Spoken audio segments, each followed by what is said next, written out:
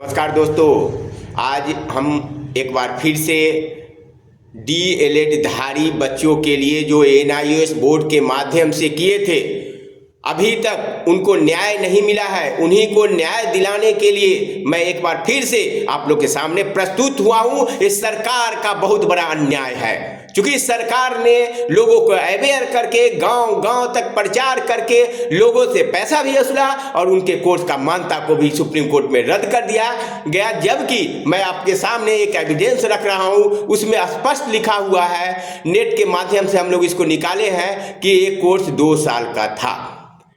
देखिए, माननीय प्रधानमंत्री के फोटो के साथ उस समय कैसे विज्ञापन देके बच्चों के साथ धोखाधड़ी किया गया। और ये धोखाधड़ी अगर सरकार करती है तो ये कितनी बड़ी अन्याय की बात होती है, ये समझने की बात है और सरकार को सोचना चाहिए। और मोदी जी जैसे सुयोग्य प्रधानमंत्री हमारे देश को मिला, ये हमारे देश का सौभाग्य है।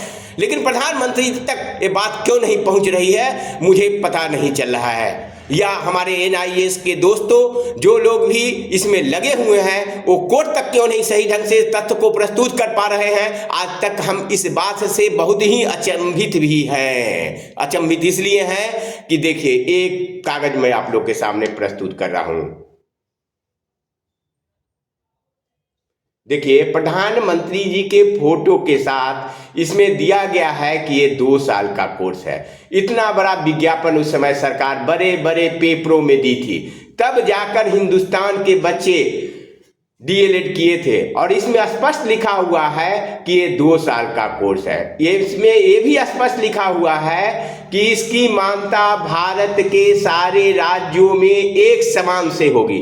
फिर भी इस मान्यता पर ग्रहण कैसे लग गया? अगर ग्रहण लगा, इसकी जवाबदेही किनकी है? और जिनकी भी जवाबदेही है उसको भी हमारे माननीय कोर्ट को तय करना चाहिए कि किनकी गलती से 16 लाख बच्चों का भविष्य अंधकारमय हो गया है। अब बताइए कि अभी बिहार में प्रतियोगिता परीक्षा हुआ टीचर का, केंद्रीय विद्यालय में प्रतियोगिता परीक्षा हुआ टीचर का। जो बच्चे उस एग्जाम में क्वालिफाई कर भी गए, उनकी भी नौकरी नहीं मिल पाई। ये कितनी बड़ी दुख की बात है। और इस दुख को जो 16 लाख बच्चे हैं और 16 लाख बच्चे के परिवार हैं, वही समझ रहे हैं कि किस तरह की स्थिति में वो जी रहे हैं। कुछ बच्चों से बात होती है, वो बोलते हैं कि सर समझ में नहीं आता है, क्या करें, मर जाएं, जिए, आत्महत्या कर लें। अब बताइए, बच्चों की ऐसी स्थिति और सरकार की गलती से इस पर सत्ता पक्ष विपक्ष सबका सब लोग मौन है। आज इसी पर हम एक बार फिर से मुखातिब हुए हैं कि भाई इतना बड़ा मुद्दा है, इस पर अभी तक हमारे विपक्ष के प्रधानमंत्री कैंडिडेट राहुल गांधी जी एक शब्द नहीं बोलते हैं।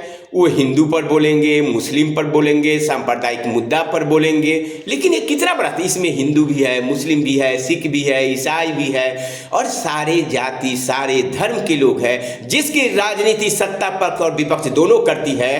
अति पिछड़ा, दलित, गरीब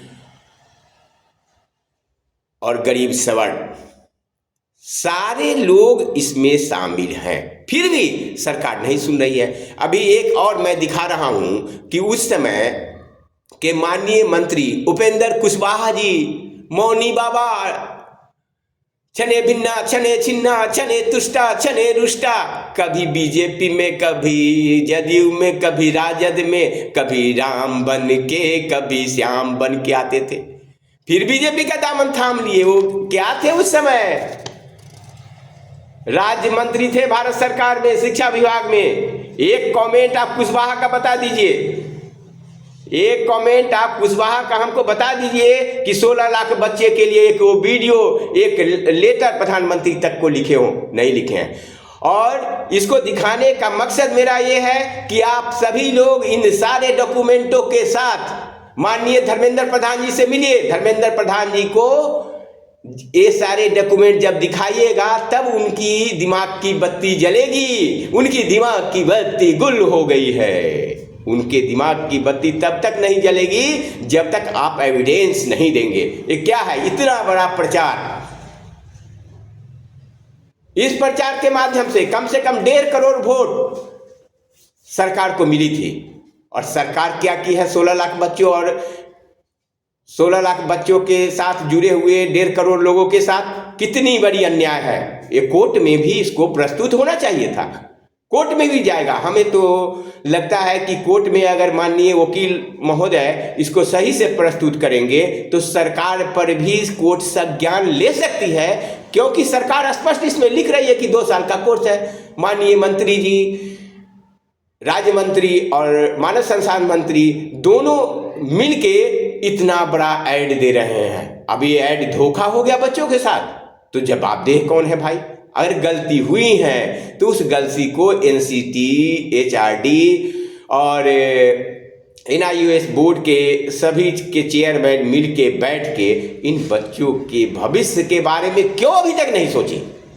भाई इलेक्शन का समय है, संसद को घेरो, रोको टोको, संसद को रोको टोको अभियान चलाओ हर जिला में, और कम से कम 1000 DLA धारी जाके उनके आवास को घेरिए, शांतिपूर्ण ढंग से अपने बात को उन तक कहिए महाशय, अगर हम लोग को मान्यता नहीं दिया गया तो जितने भी सांसद हैं हम प्रत्येक जिला से 1000 बच्चे ही अगर होते हैं तो हम प्रत्येक जिला में 1000 बच्चे आपके विरुद्ध बिगुल फूकेंगे, लड़के लेंगे हिंदुस्तान। इस वचन के साथ आपको चलना पड़ेगा, तब मिलेगा आपको मान्यता, क्योंकि ये सरकार की चूक है, इसमें किसी की कोई गलती नहीं है।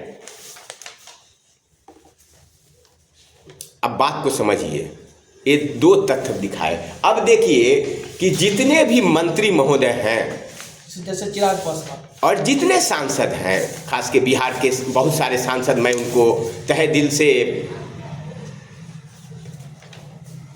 गरीब बच्चों के लिए आवाज़ उठाने के लिए तहे दिल से उनको धन्यवाद देता हूं। अब देखिए उनका चिट्ठी मैं दिखा रहा हूं, कौन कौन लोग सरकार को ये पत्र लिखी, फिर भी सरकार सुन क्यों नहीं रही है।